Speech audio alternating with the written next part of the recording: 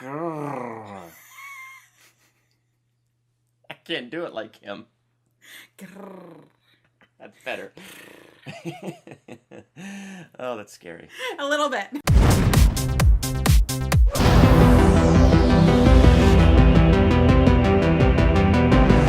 Welcome to Durbania. I'm Durbin. I'm Laura. And we just watched Stranger Things Season 2. Yes. It took us a little longer to watch this because we went to Colorado to visit our nieces and our nephews and all that stuff. So Can't really watch that with, young kids around. yeah, so we had to wait until the nieces and nephews went to bed, and then we would get through as many episodes as we could before we passed out from utter exhaustion.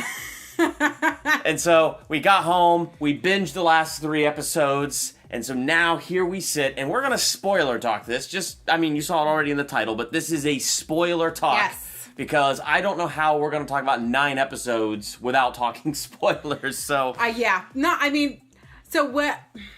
Did you like this season better than the first season? Let's start there. That's where it's hard. I don't like it less. I might like it more.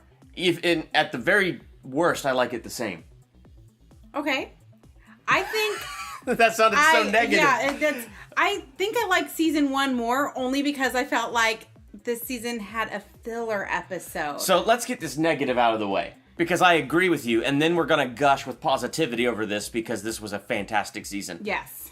I know she and I are on the same page. Episode 8. Oh, no, I'm sorry, episode 7. 7? Yeah, it was 7. Yeah, 7. Okay, there's 9 this one. Okay, so the way the first episode opens, and we get introduced to number 8.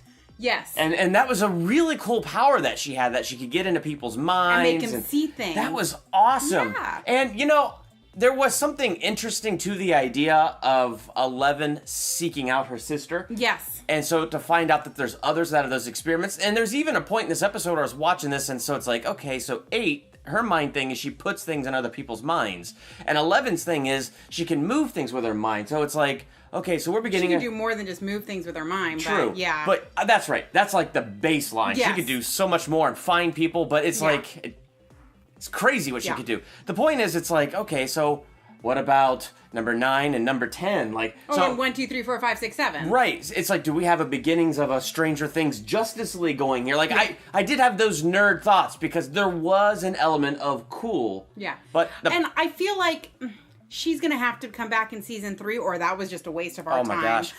Because really, one of the things she said is now she feels like she's whole. Now, I don't know if, not 11, 8 said that to 11. Yeah. And I felt like, well, if that's how she really felt, then maybe she's going to seek out 11. I think she is. And she's going to, and try to reconnect and fix that bond somehow. But you know what? She looked sad But you know what when made they that... parted. Yeah, she did. Yeah. But what made that episode hard for me? Okay, so take that episode and make it an independent thing of the show. It was interesting. It was fascinating. It was well done. It was a good...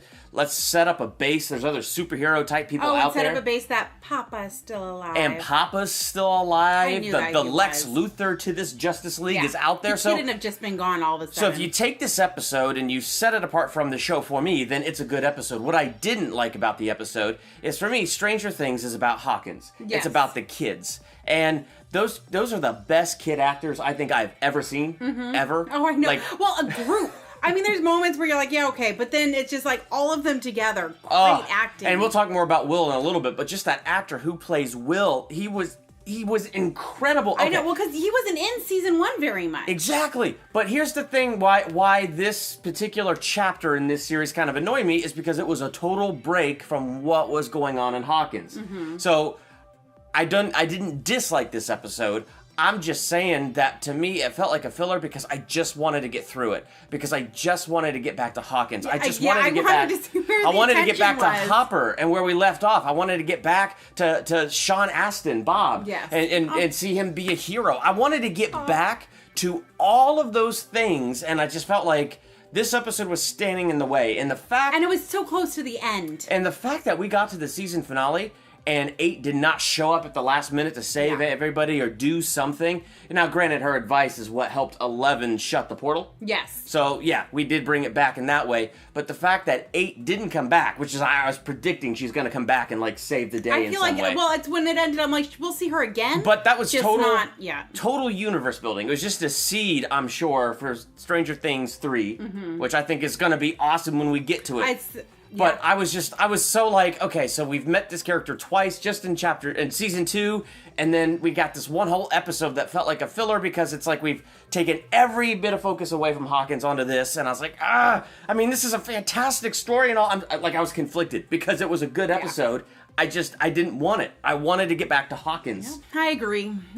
That's enough about that episode, though. Yeah. We have a lot of other stuff to talk about. So, like, what did you like best about this season?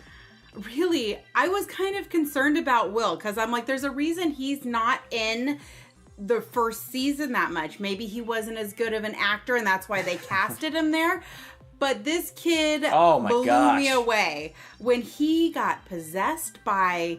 The big shadow, the Demigorgon? Or the Flayer. That's what they called him at the end, remember? The Mind Flayer. Yeah, and that kid was great. I was just amazed. I mean, not very many people can act possessed easily. And, I mean, he's probably, 12, 13 years old? However old he is.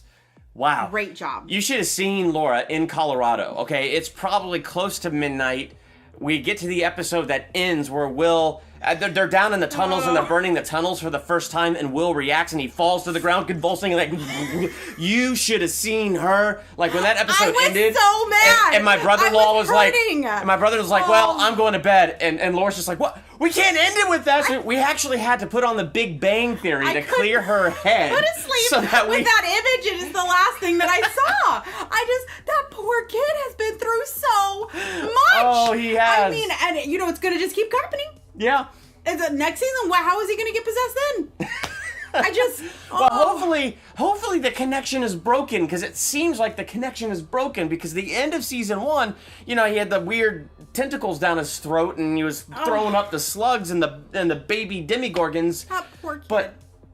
And so he still had this connection to it, and so then that's how the beast was seeking him out to possess him. Mm-hmm. But it seems like, with 11 shutting down, or Jane now. Oh, she's 11. Shutting the portal and closing that off, maybe the connection's severed. Yeah, maybe. Maybe he's okay now. Well, except for at the end, we see the upside down. We see the giant shadow monster over the school. Okay, so there's an element of connection still. We just don't know. As a whole, they're not okay. Who's going to open the portal again? But I'm just saying that maybe Will is disconnected from it. I hope so. Yes, so that he won't fall into convulsions or disappear into the upside down. The whole first half of the season. That poor kid. I had heard it was slow to start, but let me tell you, I didn't think it was that slow to start. I felt like it was a great build-up, and I was just feeling sad for these visions he's having, because I knew they were real. I mean, the show wouldn't have existed if they were just dreams. So speaking of that and the visions that are real, as I try to get my phone to work, Paul Reiser, Dr. Owens. Okay, so Paul Reiser, who played Dr. Owens, I had to look that up. But what I liked about his character was he was very likable. Yes, and we were wondering, is he bad? Is he good? Well, I was wondering about the whole company. And I'm calling it the company because I don't know what else to call it. But that whole building, the whole Hopkins lab. Hawkins lab. Hawkins lab. I thought you said Hopkins. I did. Hawkins lab. Well, I thought, so I had an element of distrust towards that whole thing from season 1. So, is Paul Reiser good? Is Paul Reiser bad? But I like the way he's treating Will. He seems like a nice guy. But then when Nance and Jonathan were down there trying to expose them, and he walks them up to the portal that they're burning, he's like, these are weeds, and we will burn these weeds. And I will do what it takes to stop this from spreading. And if these secrets get out and the Russians know about our mistake, well, I will do whatever it takes. Who doesn't know that the Russians... Actually, I heard that and I'm like, that's actually a good point. It is a good point, but my point is the way he said it. So he was so nice, and that one moment was kind of sinister. Mm-hmm. So I was like, oh boy. And, and one of the things that we've learned is they can kind of be trained with nougat. Oh, yeah, nougat. Because of Dart. Yeah. I mean, he let them pass, and he You mean Dustin with the nougat bar. Well, Dart was his... It was his... Demodog. Was it a nougat bar? Is that what it was? Well, it was... I don't know what was it. There was nougat in the bar. Okay. He kept saying, ooh, want some nougat? Yeah, gosh. Dusty is probably my favorite. I love Dusty. He is freaking hilarious. Is it Dusty or Dustin? It's Dustin, but they call him Dusty. Okay. Don't do that. No, I feel like Dustin. Anyway. Yeah. But those kids... Okay, so it was a slight negative, but actually I think the show redeemed it completely for me. Mm-hmm. for a while, I did not like that you had Will and Mike over here. Then you had... I still didn't like that the kids were all separated. Yeah, and then you had Dustin and you had Steve over here, and then you had Max and you had Lucas over there. Like, I didn't... I mean, you knew they were all going to come back together, but it was a little frustrating that it took till, the end of the... There was 9 episodes. The end of the 8th episode for them all to finally be back together. But you know what? I found it worth it. I like you. There was a lot of part of the journeys that I liked about it, but I feel like the kids are so much better when they're all together. The best way I know how to compare it is Guardians of the Galaxy. Exactly. And the first Guardians of the Galaxy, you love the chemistry of the characters together. And so my biggest frustration with the second one, it's not a big frustration, but the point is you separate all the characters. It's like, but that chemistry was so good in the first one. Why are they all on different sides of the galaxy? But I felt like that was actually a negative for Guardians of the Galaxy too, and it was a much smaller negative for Stranger Things too. Yes, because Stranger Things... Because it was still like, Stranger Things 2 pulled it off really good, because what it did was it got me so attached to them and so attached to their individual stories that I just wanted the whole thing to come together. So it wasn't a negative that I was so angry they were separate. It's a testament to how great the first season was and how great those kids are together. And so I was like anxious for that dynamic. And when it came back, man, it came back in spades at the end of episode 8 where they all got back together. Yeah. And it was awesome. And 11 going off on her own, that had to happen. Yeah, because she had to find her mama. Yes, and if it wasn't going to happen now, it was going to happen later. Yeah. But there's a lot more that her mama told her that didn't come to light, like the safe. Yeah. And basically showing her how to open it.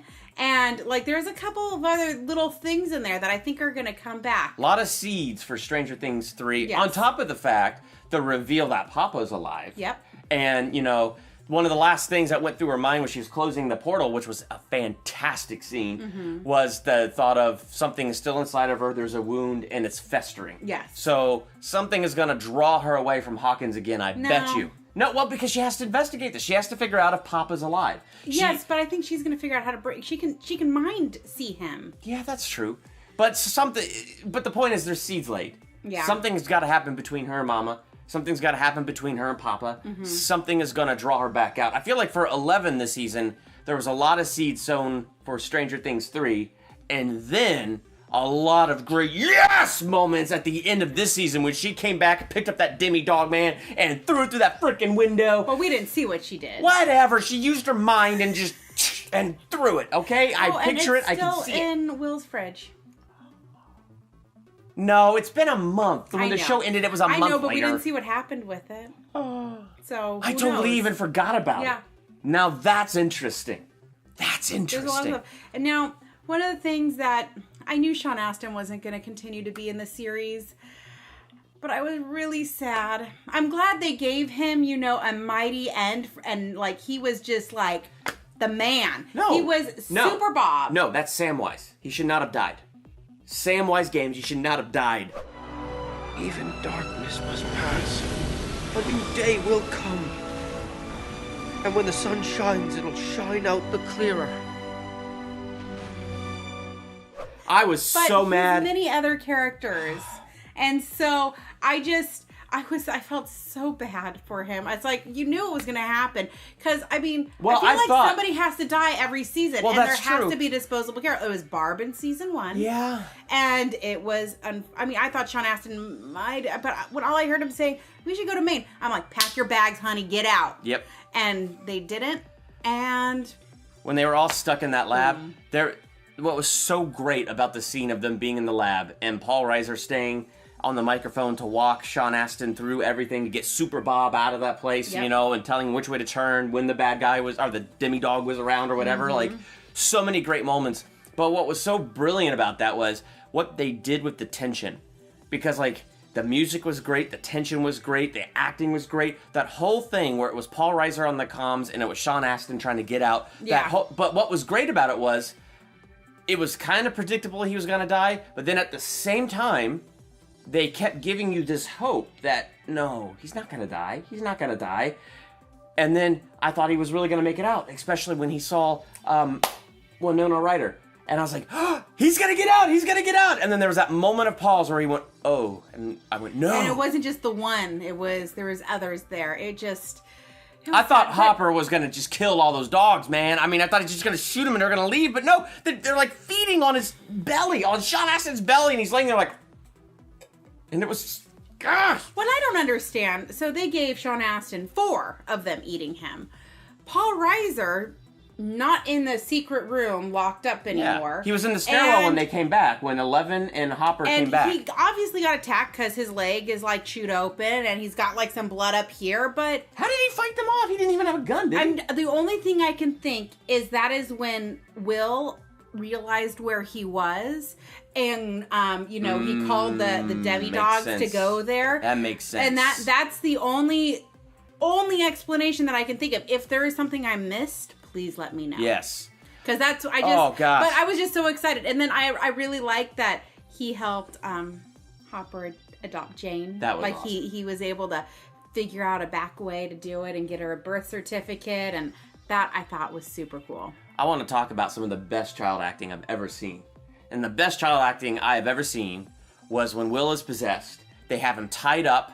And they're trying to make it so that he doesn't know what room he's in or where he's at so that the, evil mind flayer inside can't, figure out where they're at and send the demi-dogs towards them. Mm-hmm. And when they're going over the memories to try to draw out Will so Will can say how to kill this thing. And Will's like, he's doing a nervous tick, but it's really Morse I could code. tell it was something. I'm like, there's a reason they're focusing on the hand. But so that was really, really interesting. And you raised a good point. When did he learn Morse code? Yeah.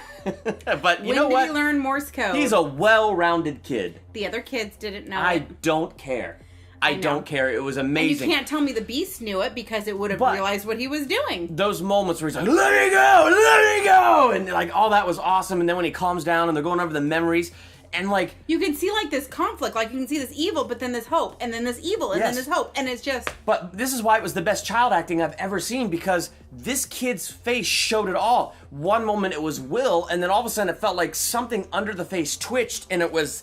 the thing fighting for its place. I don't know how the actors learned how to do that. Oh, gosh. I mean, he's a kid. That is not an easy thing for... I have done acting for a long time. And we've seen adult actors do that terribly. Oh, my gosh. And to my acting coach, Aaron, who coached me through a lot of stuff, like, it's still hard. It's hard to get to that level, man. Like, I've been through the coaching. I've been through all of that. The fact that this kid is sitting there in this chair and he's making that conflict appear on his face... It was amazing! It was awesome. Yeah.